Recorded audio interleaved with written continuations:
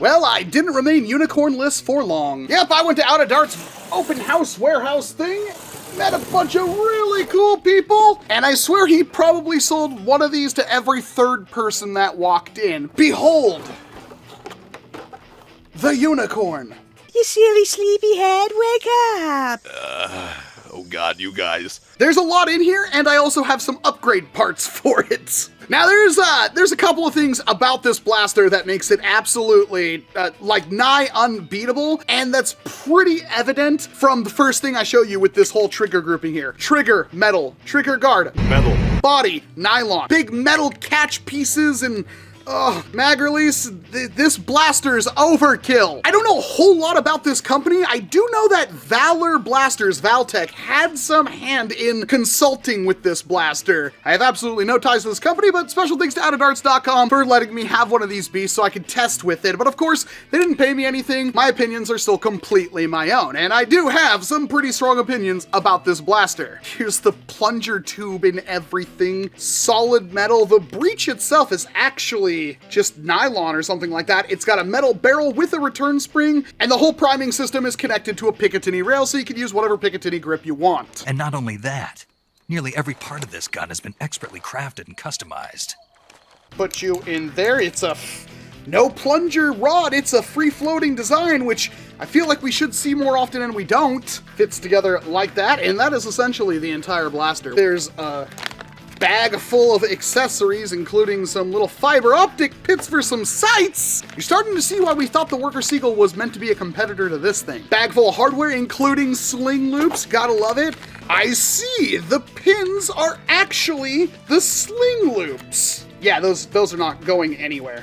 Oh, that is so good. There's even some really wacky optional pieces in here. So, if you please, there is a way to convert this to a top prime. You can have both, but you can put a top prime on it if you chose. Since this is essentially the completed blaster, if you had this thing somewhere on you, you had the top prime on it, and you just wanted to slam fire, because of course this blaster does have slam fire, an entire magazine off the hip without actually aiming, that's a suitable role for this thing. And I cannot begin to tell you how beautiful this blaster feels in the hand. This is amazing. Sucker even comes with some kind of dragon dart. I've wanted to talk about these for a while, and now I have an excuse to. So, if you don't want to use the expanding stock, you can use this kind of pistol stock piece and a normal end strike stock attachment point. There's a block that you put, oh my gosh.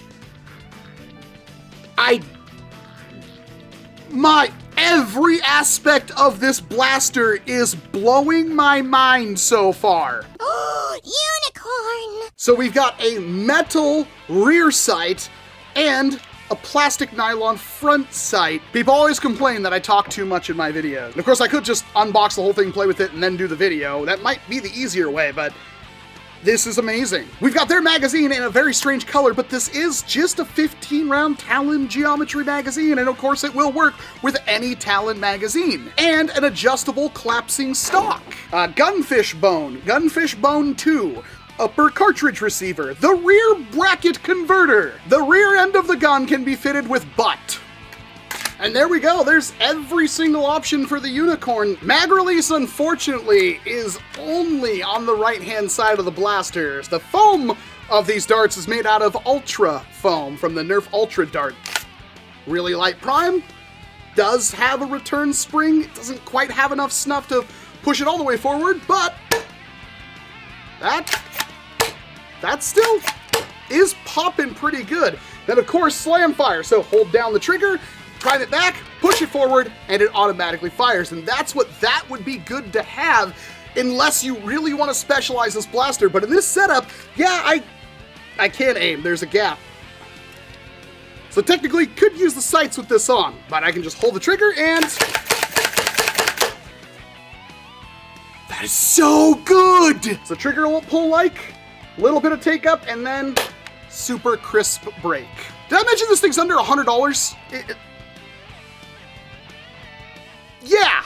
Setting some shots through Freddy the Chronograph, we're getting some pretty substantial velocities with the stock spring out of the box anywhere from the low 130 FPS range to about over 150 feet per second with a smooth, light prime.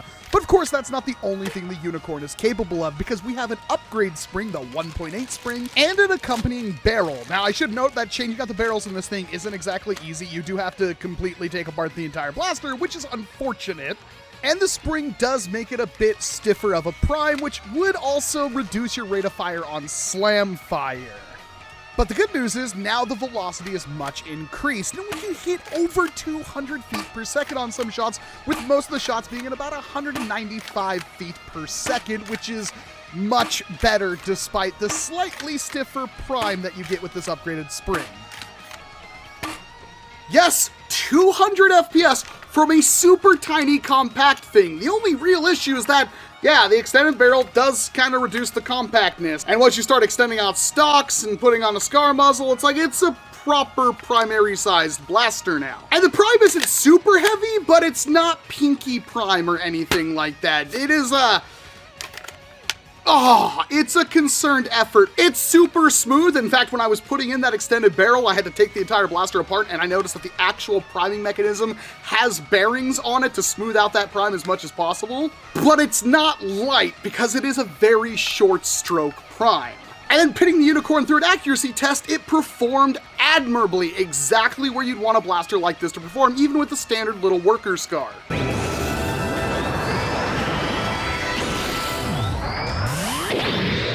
Oh, you cannot get a sight picture with this.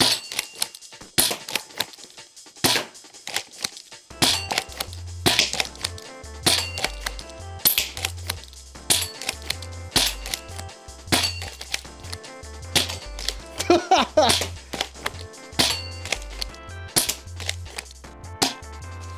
right, well, let's move on to the target. Ready. Yeah, you literally can't get a sight picture with this.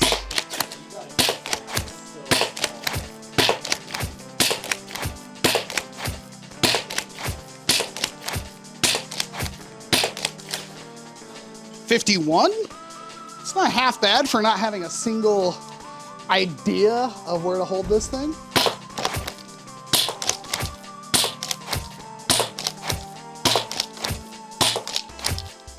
Some of these darts are coming out like sideways.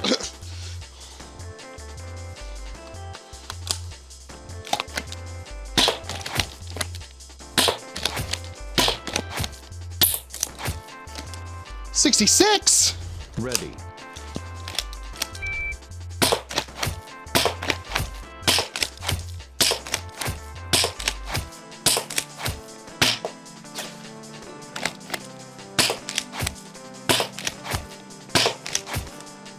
$61. All right, let's see if you run it once.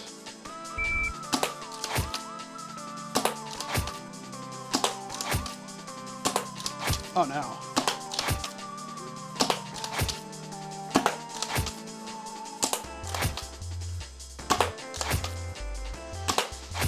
Oh, 71 was my high score, but you beat my last run. Shoot the physical. Oh. But yeah, with the stock fully extended, the Unicorn is now actually longer than the Seagull with its shortest barrel and scar, which is, I guess, kind of fair of a comparison. They hit around the same FPS. The direct comparison between the two is gonna have to wait for another video. What I can tell you is that the Unicorn not only has some of the best, if not the best build quality of any blaster I have ever used, especially for the under $100 price point, but the sheer versatility and how this blaster can be built is what makes it a game changer for pretty much anyone. This is, in my opinion, where you should start for a blaster, because not only do I think this thing can still grow from this 200 FPS cap, it could probably go up to 220, 230, maybe even 250, but there are so many different ways to kit out this blaster, and I don't think you're ever gonna break this thing. It's compatible with Talon magazines, which I already have 24 of, so that's perfect. I don't have to buy new magazines. Of 2023, I think the Unicorn is gonna be my highest recommended blaster by far. Yes, it's not from a mainstream company, and that alone is scary because this thing is so well done from a company I've never heard of before, but it's really easy to get one from OutofDarts.com. All the things it does well combined together make it one of the best blasters you could ever start off your higher velocity foam flinging journey with. And I really hope this isn't the last we see of the Unicorn.